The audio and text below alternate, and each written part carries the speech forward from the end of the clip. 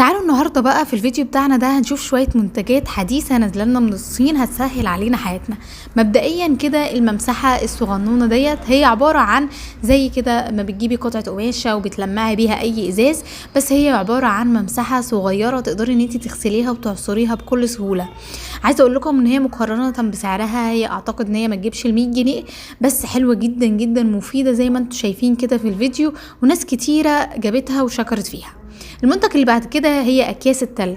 اكياس التلج دي بيبقى فيها 24 خانة تقدري تحطي فيها مية او عصير او اي حاجة تقدري ان انت تستخدميها، تقطعيها كده الجزء اللي انت عايزاه وتستخدميه.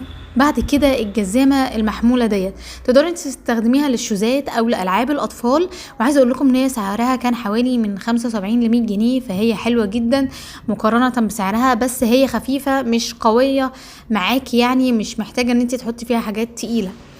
المنتج اللي بعد كده اللي كتير مننا محتاجينه طبعا في فصل الصيف هو ان التكييفات كتير مننا بيعيا منه، وكمان بالذات الاطفال تكييف بيبقى فوق راسنا وفوق جسمنا وبنصحى عظمنا بيوجعنا. الصين عملت منتج لذيذ جدا، انتي مجرد زي ريشة كبيرة جدا بتوزع هواء التكييف بكل سهولة، كمان تركيبه حلو قوي وسهل وبيتركب زي ما انتم شايفين كده في الفيديو، مجرد ان هو بيتعلق في التكييف وبتبداي ان انت تحركي الريشه الكبيره ديت على حسب المكان اللي انت عايزه توزعي فيه الهواء بتاعك. حلوه جدا وعمليه، وسعرها في حدود من 50 ل 100 جنيه على حسب المكان اللي بيتباع فيه. عايزه اقول لكم ان هي بيبقى ليها اشكال كتيره جدا، تقدري تجيبي اشكال حلوه لاوض النوم للاطفال، او حتى لو انت عايزه تحطيها في ريسبشن او في اوضه النوم الماستر. المنتج اللي بعد كده هو الميكروويف، عملوا له الغطا دوت ان انت تقدري تغطيه كمان من الجناب وتستفادي تحطي فيه جوانتي او معالق سيليكون، وانا شايفاه ان هو عملي جدا جدا مقارنه بسعره، كمان هو اعتقد ما يعديش ال 30 جنيه. حلو جدا ومصنوع من خامه الووتر بروف.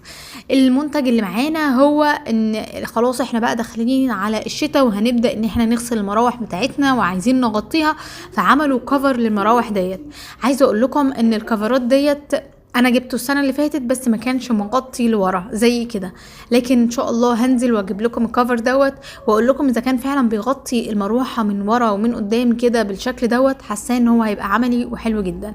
المنتج اللي بعد كده واللي اتكلمت عنه قبل كده هو السبا جيل سوكس دوت، عاملينه وعايزه اقول لكم ان هو حلو جدا، بس هو بيقول لك بقى ان انت ما تحطيش المنتج على رجلك، انت هتحطيه جوه الشراب وتبداي تفركيه كده وبعد كده تلبسي الشراب لمده 20 دقيقه، بيمنع التجاعيد وبيحافظ على نعومه وترطيب الرجل. حلو جدا، وعن تجربة هو فعلا حلو جدا وممتاز جدا جدا. ومش بس كده، دول ما اكتفوش وعملوا كمان جوانتي الايد، هتحط الكريم بتاعك على ايدك وتلبسي الجوانتي لمدة 20 دقيقة، هيحافظ على نعومة وترطيب الايد.